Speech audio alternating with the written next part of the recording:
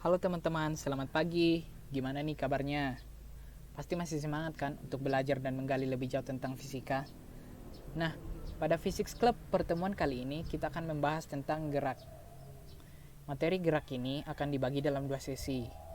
Untuk sesi pertama, kakak bakal jelasin tentang konsep gerak dan membahas lebih jauh tentang salah satu jenis gerak, yaitu gerak lurus. Oke, pertama-tama mari kita uh, menggali tentang gerak. Nah, gerak itu apa sih? Jadi, gerak adalah fenomena di mana objek mengalami perubahan posisi dalam selang waktu tertentu.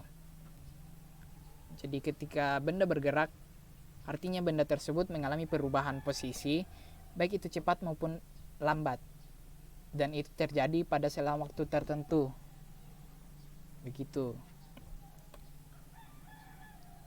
Nah, selanjutnya kita akan membahas tentang komponen-komponen yang ada di dalam gerak. Komponen yang pertama adalah jarak atau distance.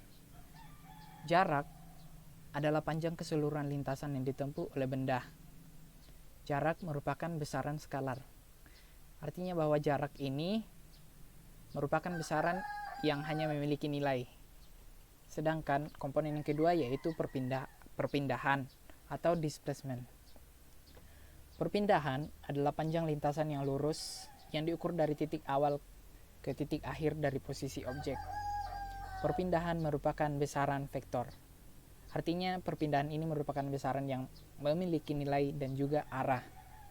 Mari kita perhatikan contoh yang ada di samping ini. Benda bergerak dari titik A menuju titik C dengan melalui lintasan ABC. Nah, untuk menentukan jarak yang ditempuh oleh benda, maka kita harus mengetahui definisi jarak itu. Nah, tadi dikatakan bahwa jarak adalah keseluruhan lintasan yang ditempuh oleh benda, sehingga dapat disimpulkan bahwa jarak yang ditempuh oleh benda yaitu penjumlahan dari panjang lintasan AB yang dijumlahkan dengan panjang lintasan BC. Itulah jarak yang ditempuh oleh benda. Sedangkan perpindahan yang ditempuh oleh benda definisinya tadi adalah panjang lintasan yang lurus yang diukur dari titik awal ke titik akhir. Jadi kita terlebih dahulu harus membuat garis lurus antara dari titik A, dari titik awal sampai ke titik akhir, yaitu titik C. Nah, garis orange ini adalah garis yang menunjukkan perpindahan dari benda tersebut. Sehingga dapat disimpulkan bahwa perpindahan yang dialami oleh benda yaitu sebesar panjang lintasan dari AC. Begitu. Nah, mari kita bahas contoh soalnya. Perhatikan gambar berikut ini. Benda bergerak menurut lintasan ABC. Hitung jarak yang ditempuh serta perpindahan benda. Mari kita bahas. Terlebih dahulu kita harus membuat sketsanya terlebih dahulu dan juga membuat garis yang menunjukkan perpindahan dari benda tersebut. Kemudian langkah kedua yang kita harus lakukan adalah mencari jarak dari benda tersebut. Nah, kita tahu bahwa jarak tadi adalah panjang keseluruhan lintasan yang ditempuh oleh benda. Jadi, jaraknya yaitu lintasan AB yang ditambahkan dengan lintasan BC. Sedangkan perpindahan yang dialami oleh benda yaitu lintasan AC yang digambarkan dengan garis berwarna hijau ini.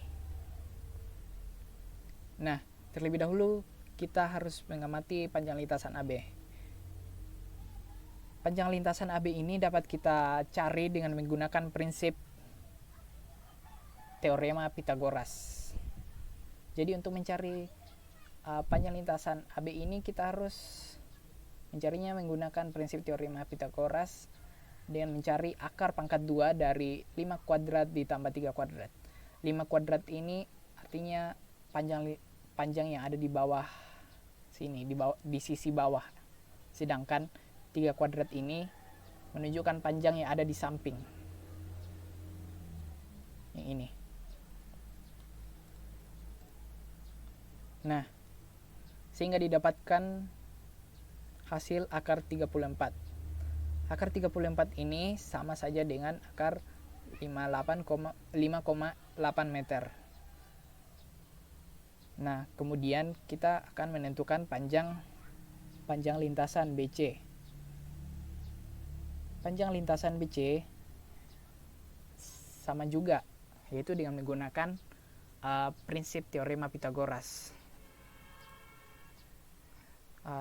Kita tahu bahwa panjang BC jika menggunakan prinsip teorema Pythagoras artinya kita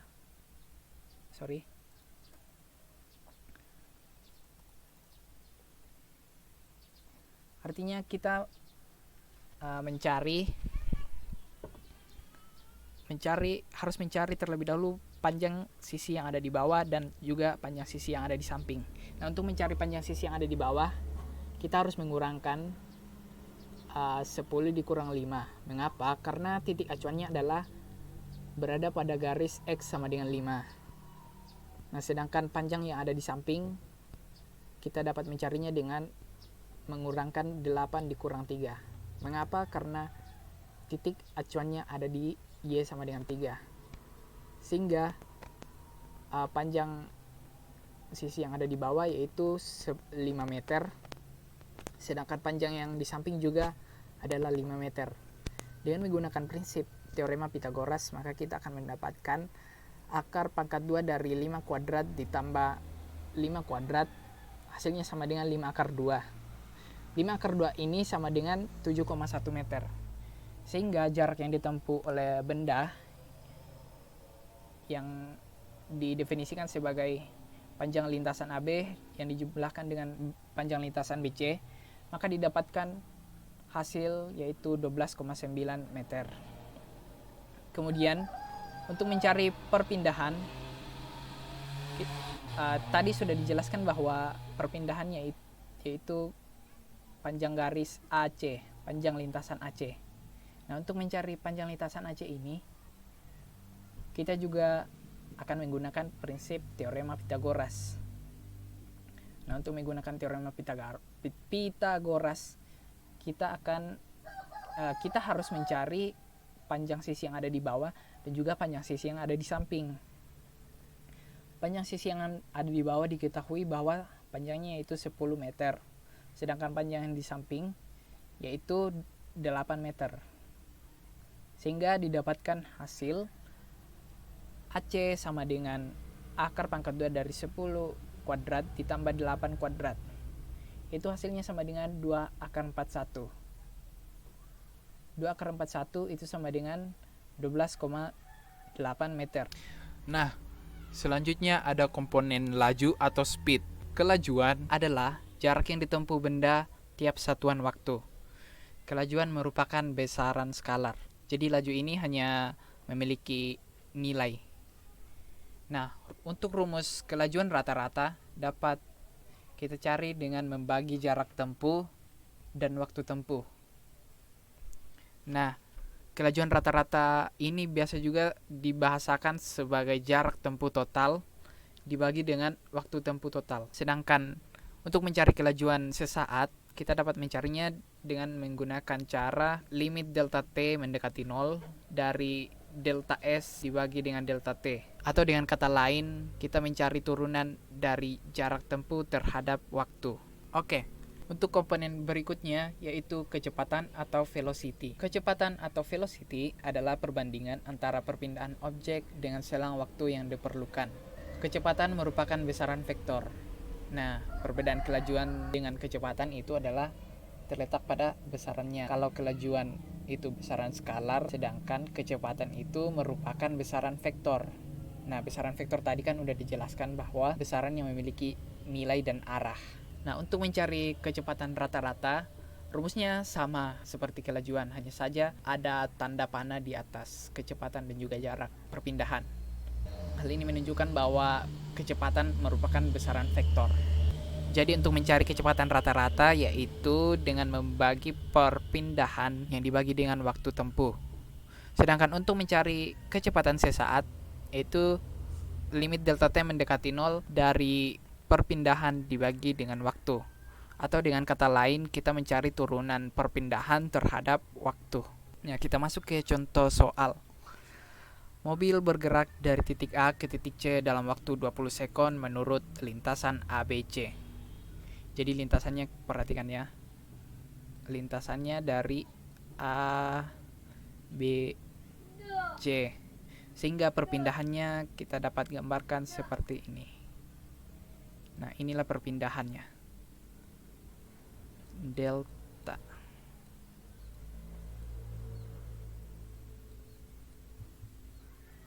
Nah, inilah perpindahan yang ditempuh oleh mobil. Nah, kita tahu bahwa jarak tempuh total yaitu lintasan AB dijumlahkan dengan lintasan BC. Sehingga didapatkan 6 ditambah 3 itu sama dengan 9 meter.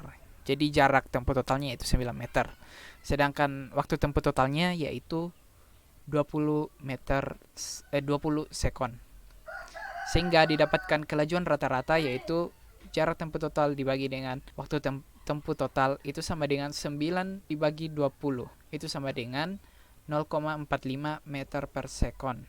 Nah, sedangkan untuk mencari kecepatan rata-rata, kita terlebih dahulu harus menentukan perpindahannya. Nah, garis yang berbentuk diagonal ini merupakan perpindahan dari mobil. Nah, untuk mencari nilai perpindahannya, kita dapat menggunakan teorema Pythagoras. Teorema Pythagoras sudah kita bahas tadi ya. Untuk mencari sisi miring yang ini, lintasan AC ini, kita dapat mencarinya dengan mencari nilai dari akar kuadrat sisi AB yang dikuadratkan ditambah sisi BC. Seperti ini. Maka didapatkan akar kuadrat dari 6 kuadrat ditambah 3 kuadrat itu sama dengan 3 akar 5. 3 akar 5 ini sama dengan 6,7 meter. Nah, sedangkan waktu tempuhnya yaitu 20 sekon. Maka kecepatan rata-rata yang dilakukan oleh mobil yaitu perpindahan yang dilakukan mobil dibagi dengan waktu tempuhnya atau sama dengan 6,7 meter dibagi dengan 20 sekon. Maka didapatkan 0,335 meter per sekon. Lanjut untuk contoh soal yang kedua. Sebuah benda bergerak lurus menurut persamaan posisi sesaat. S sama dengan 2T kuadrat ditambah 3T ditambah 4 meter. T dalam sekon. Jadi perhatikan ini. Ini masih dalam bentuk persamaan. Nah, soalnya adalah hitung laju rata-rata dalam selang waktu T sama dengan 1 sekon hingga T sama dengan 3 sekon. Yang kedua adalah laju pada saat T sama dengan 4 sekon. Nah, untuk bagian A itu menentukan laju rata-rata. Pertama-tama kita harus mengurangkan, untuk mendapatkan waktu total kita harus kurangkan dulu waktu dari 3T dikurang 3 sekon dikurangi dengan 1 sekon. Kenapa dikurangi? Karena acuannya berada pada 1 sekon. Mulainya dari 1 bukan 0. Sehingga didapatkan waktu tempuh totalnya yaitu 2 sekon. Yang kedua adalah mencari jarak tempuh total. Nah, pertama kita harus mencari jarak tempuh total pada saat T sama dengan 1 sekon. Nah, kita substitusi masuk ke dalam persamaan. Ini disubstitusi masuk ke persamaan ini. Maka didapatkan S1 sama dengan 2 dikali 1 kuadrat ditambah 3 dikali 1 ditambah 4. Hasilnya adalah 9 meter. Jadi jarak yang ditempuh mobil benda pada saat T sama dengan 1 sekon yaitu 9 meter. Sedangkan untuk mencari jarak yang ditempuh pada saat T sama dengan 3 sekon yaitu dengan cara mensubstitusi nilai ini ke dalam persamaan ini juga. Maka didapatkan S3 sama dengan 2 dikali 3 kuadrat ditambah 3 dikali 3 ditambah 4. Hasilnya sama dengan 31 meter.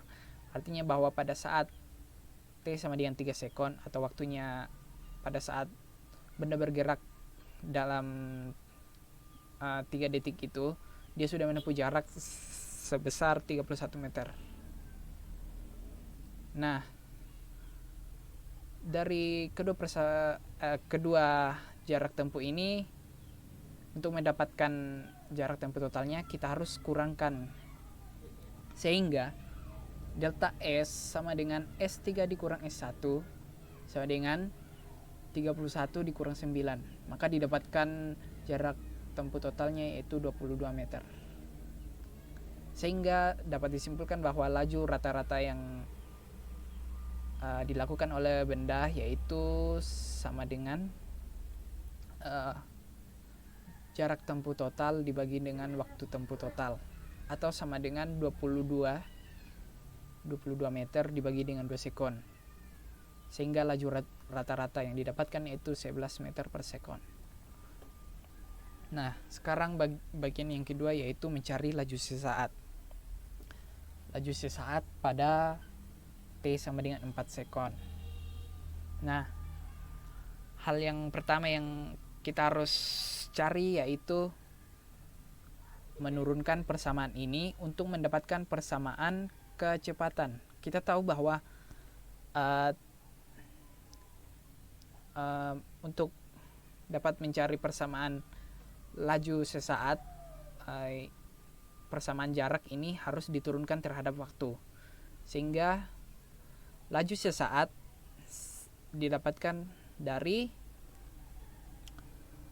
jarak tempuh total dibagi dengan diturunkan terhadap waktu tempuh, sehingga ketika 2T kuadrat ditambah 3T ditambah 4 diturunkan terhadap T, maka didapatkan persamaan 4T tambah 3. Nah, ini adalah persamaan laju sesaat. Nah, sekarang untuk mencari laju pada saat T sama dengan 4 sekon, kita tinggal masukkan nilainya ke dalam persamaan ini. Nilai T ya, nilai T yang ini.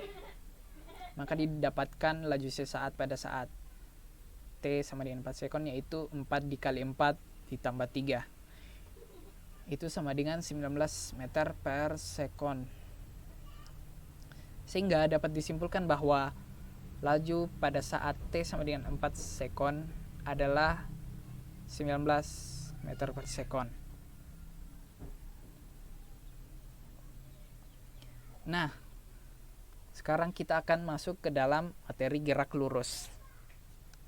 Nah, gerak lurus itu terbagi atas dua macam, yaitu gerak lurus beraturan atau GLB, dan yang kedua adalah gerak lurus berubah beraturan.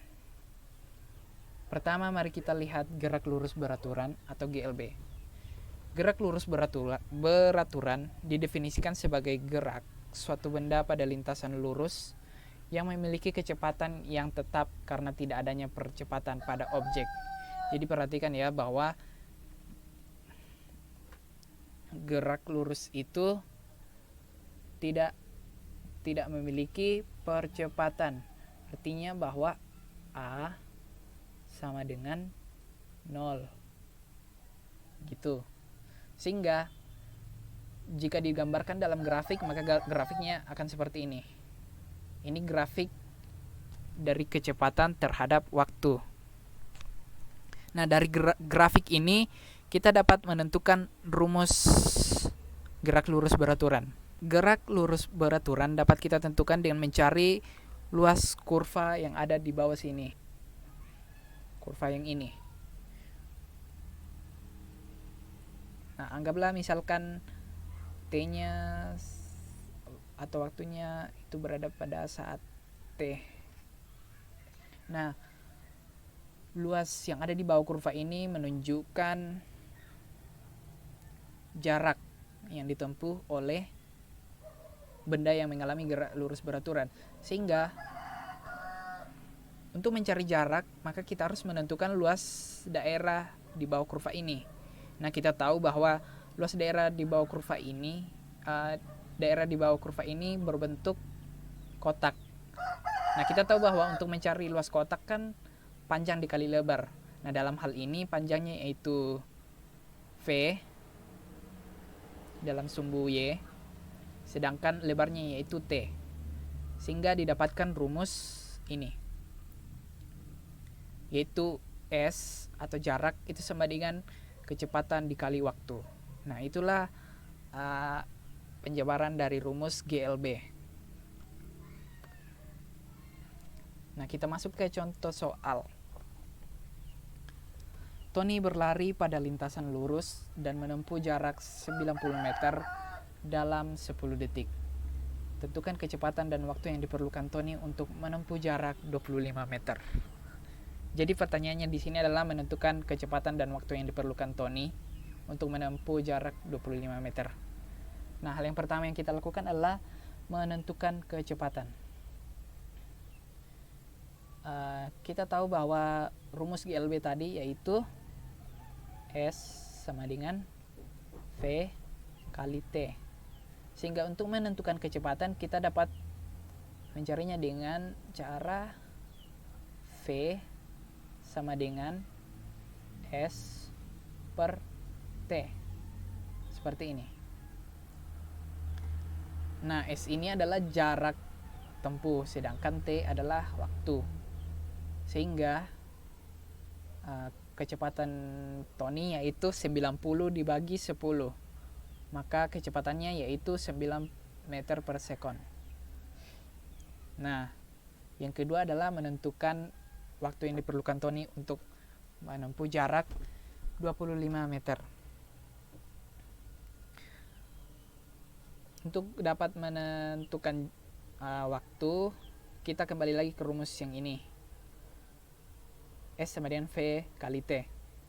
Sehingga untuk mencari T itu bisa didapatkan dengan membagi jarak terhadap kecepatan. Sehingga kita tahu tadi bahwa jarak yang ditempuh adalah 25 meter. Sehingga dan kecepatan yang didapatkan tadi adalah 9 meter per sekon. Maka didapatkan T sama dengan 25 per 9 atau sama dengan 2,8 sekon. Jadi artinya bahwa Tony dapat mencapai jarak 25 meter selama waktu 2,8 sekon dengan kecepatan 9 meter per sekon. Begitu. Nah, selanjutnya kita masuk ke gerak lurus berubah beraturan atau GLBB. Nah, gerak lurus berubah beraturan ini adalah gerak suatu benda pada lintasan lurus dengan percepatan tetap. Percepatan tetap ini artinya bahwa A itu sama dengan konstan.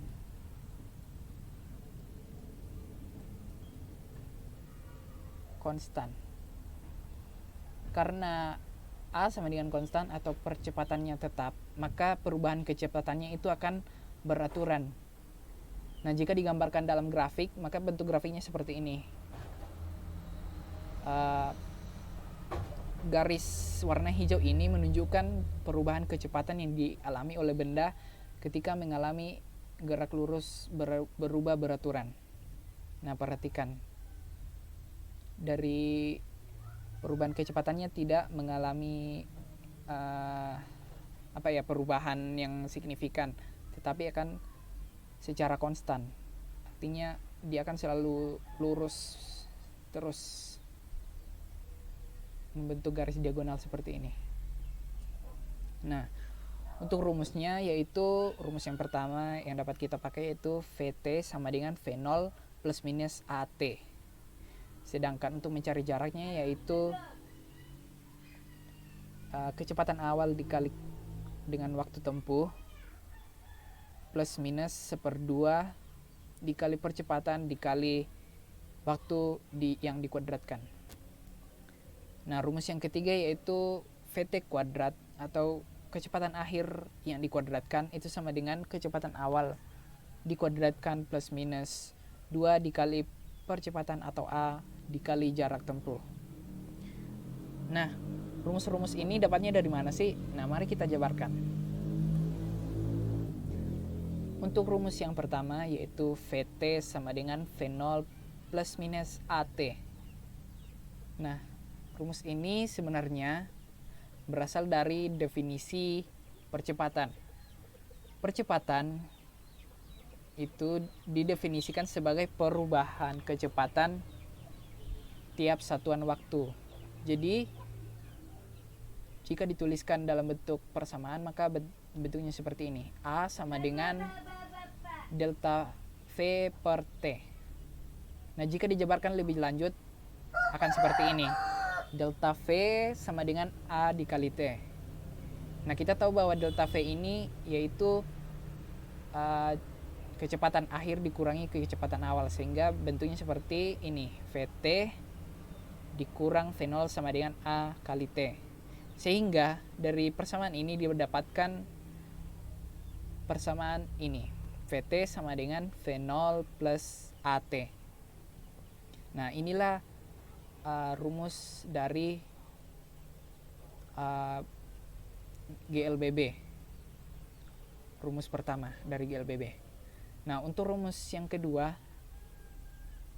rumus yang ini, yaitu S atau jarak sama dengan V0T plus minus 1/2 AT kuadrat. Nah, ini didapatkan dari grafik yang tadi, yang ini. Grafik yang ini.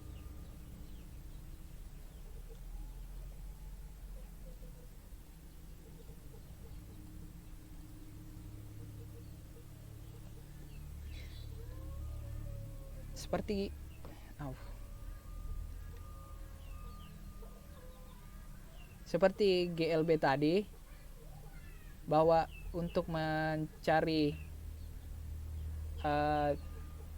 luas dari untuk mencari jarak, maka kita harus menentukan luas di bawah, yang ada di bawah kurva garis ini. Nah, ini adalah jarak yang ditempuh benda saat melakukan GLBB. Nah, bidang ini kan bisa dibagi dua ya. Ada bidang yang berbentuk kotak yang ini, dan ada yang berbentuk segitiga yang ini. Sehingga kita analisis satu-satu. Nah, untuk luas bidang yang pertama yaitu berbentuk kotak, maka kita dapatkan L1 sama dengan V0 dikali T. V0 ini panjangnya, T ini lebarnya. Nah, sedangkan untuk bidang yang kedua ini kan berbentuk segitiga. Nah, kita tahu bahwa rumus luas segitiga yaitu 1/2 alas kali tinggi. Nah, dalam hal ini alasnya yaitu sepanjang T yang ini, sedangkan tingginya yaitu dari V0 sampai T. Nah, V0 sampai T ini kan delta T ya, maka didapatkan luas bangun datar yang kedua yaitu L2 itu sama dengan 1/2 dikali T dikali V.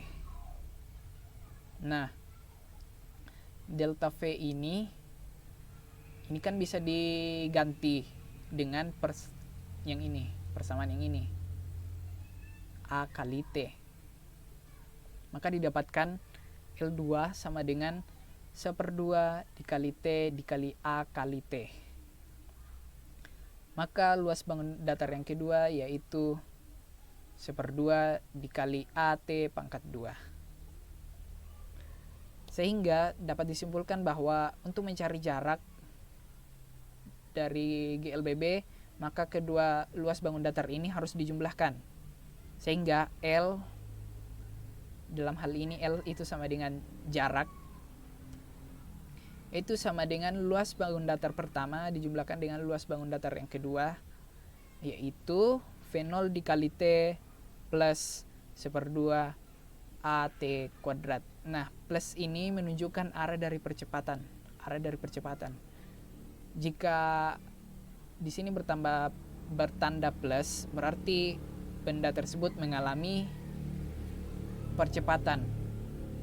Percepatan itu artinya bahwa kecepatan awalnya itu lebih kecil daripada kecepatan akhirnya. Nah, sedangkan jika bertanda negatif, maka benda yang mengalami GLBB itu dapat dikatakan diperlambat. Diperlambat itu artinya kecepatan awalnya itu lebih besar daripada kecepatan akhirnya. Begitu. Terus bagaimana dengan rumus yang ketiga? Yang ini. VT kuadrat sama dengan V nol kuadrat plus minus 2AS. Nah, ini didapatkan sebenarnya dari penjabaran dari rumus yang pertama, rumus yang ini. Ini dijabarkan secara matematika. Jadi kita tahu bahwa A tambah B kuadrat itu sama dengan A kuadrat ditambah 2AB ditambah B kuadrat. Nah, jika rumus yang pertama dijabarkan menurut sifat ini, maka didapatkan VT kuadrat itu sama dengan V0 ditambah AT yang dikuadratkan. Maka VT kuadrat sama dengan V0 kuadrat ditambah V0 AT ditambah A kuadrat T kuadrat. Nah, 2A-nya ini kan bisa dikeluarkan ya. Sehingga didapatkan VT kuadrat itu sama dengan V0 kuadrat ditambah 2A dikali dalam kurung V0T ditambah 1/2 AT kuadrat. Nah, V0T 1/2 AT kuadrat ini kan rumus yang kedua tadi, rumus jarak dari GLBB. Nah, kita bisa substitusi masuk ke dalam sini. Sehingga didapatkan rumus ketiga, yaitu VT kuadrat itu sama dengan V0 kuadrat ditambah 2AS. Nah, begitu penjabaran rumusnya. Nah, sekarang kita masuk ke gerak vertikal. Gerak vertikal ini sebenarnya adalah aplikasi atau penerapan konsep dari GLBB.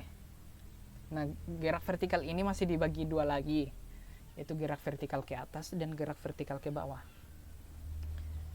Jadi, gerak vertikal ke atas adalah gerak suatu benda yang dilempar vertikal ke atas dengan kecepatan awal tertentu yang melawan arah percepatan gravitasi. Jadi, ketika benda tersebut dilempar ke atas, ia melawan arah percepatan gravitasi. Apa artinya? Artinya ketika benda dilempar ke atas, dia mengalami perlambatan sebesar min G.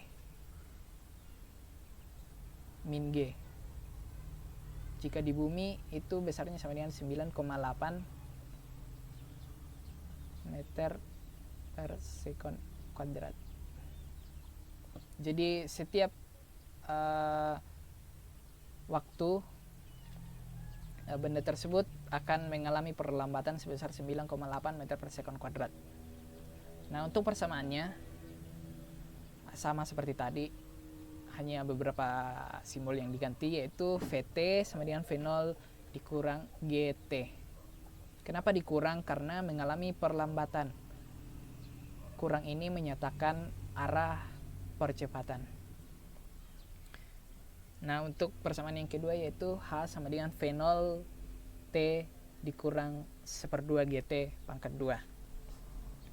Sedangkan persamaan yang ketiga yaitu VT kuadrat sama dengan V0 kuadrat dikurang 2GH. Nah, waktu yang diperlukan untuk mencapai ketinggian maksimum itu sama dengan T max sama dengan V0 per G. Dapatnya ini dari mana? Ya, kita masukkan. Pada saat ketinggian maksimum itu, kecepatan akhirnya kan sama dengan 0. Nah, jika disubstitusikan masuk ke dalam persamaan 1, maka didapatkan persamaan ini. T max sama dengan V0 per G. Jika VT ini diganti sama dengan 0. Nah, sedangkan untuk mencari ketinggian maksimum, kita bisa mencarinya dengan menggunakan persamaan ini yang dimasukkan ke dalam persamaan kedua.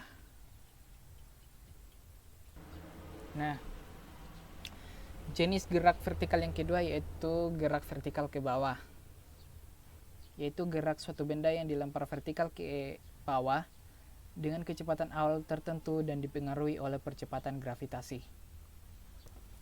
Jadi gerak vertikal ke bawah itu kecepatannya dipengaruhi oleh percepatan gravitasi, sehingga A itu sama dengan G, artinya dipercepat, nilai percepatannya itu sama dengan G gravitasi, yaitu 9,8 meter per sekon kuadrat. Nah, untuk persamaannya sama, Vt sama dengan V0 plus Gt, plus karena dipercepat ini. Sedangkan untuk mencari ketinggian yaitu sama dengan V0t plus 1/2 Gt kuadrat. Sedangkan untuk Vt kuadrat itu sama dengan V0 kuadrat ditambah 2GH. Nah, untuk mencari ketinggian benda pada saat waktu tertentu, kita dapat mencarinya dengan H aksen itu sama dengan H0 atau ketinggian awal dikurang dengan HT atau ketinggian akhir. Sehingga HT ini kan sama dengan rumus yang kedua ini untuk mencari ketinggian pada waktu tertentu pada saat T sama dengan pada saat waktu tertentu, sehingga didapatkan H aksen sama dengan H0 dikurang V0t plus 1/2 Gt kuadrat. Nah, inilah rumus untuk mencari ketinggian benda pada saat waktu tertentu.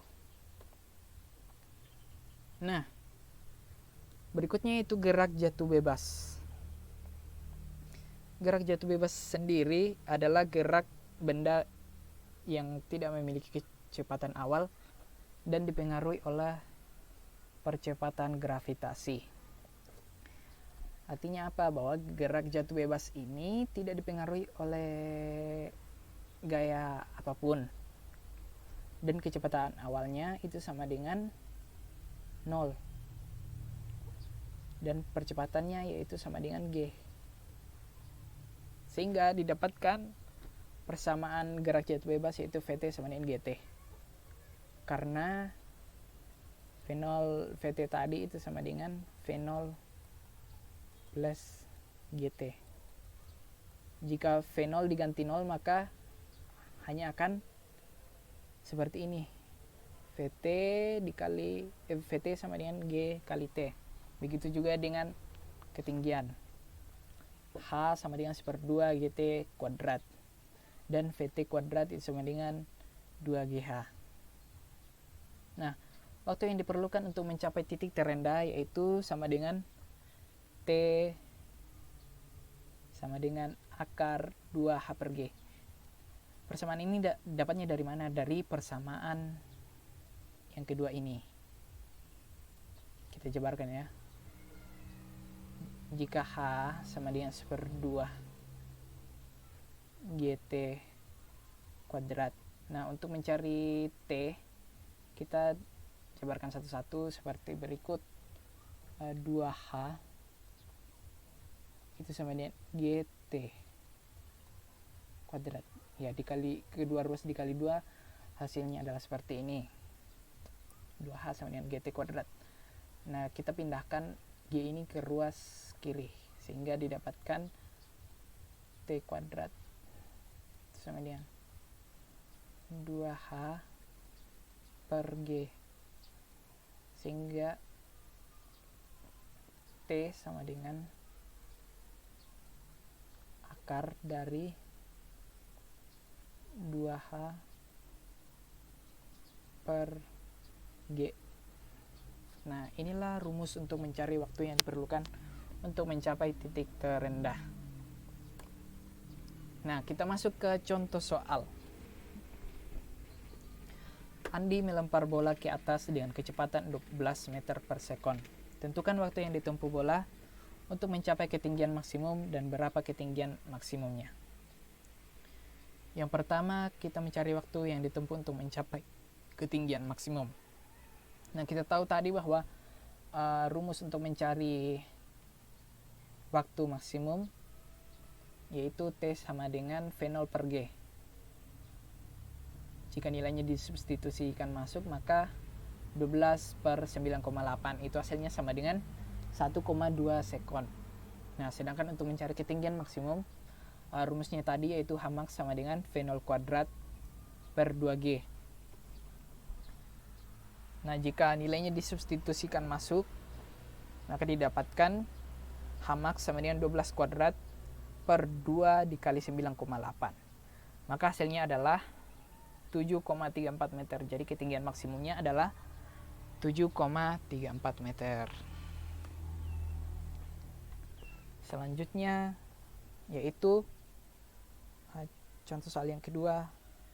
Bola dilempar vertikal ke bawah dari sebuah bangunan bertingkat dengan kelajuan awal 10 meter per sekon dan tiba di tanah setelah 2 sekon. Berapa kelajuan bola ketika menyentuh tanah? Di mana G itu sama dengan 9,8 meter per sekon kuadrat. Nah, untuk mencari kelajuan bola, kita dapat menggunakan rumus yang pertama yaitu Vt sama dengan V0 plus Gt. Nah, jika nilainya disubstitusikan masuk, maka didapatkan Vt sama dengan 10 ditambah 9,8 dikali 2. Maka hasilnya adalah 29,6 meter per sekon. Nah, itulah kelajuan bola. Nah, sekian untuk materi kita pada sesi kali ini. Untuk sesi yang kedua akan dilanjutkan oleh Kak Glory, dan Kak Glory akan menjelaskan lebih lanjut tentang gerak melingkar dan juga gerak parabola.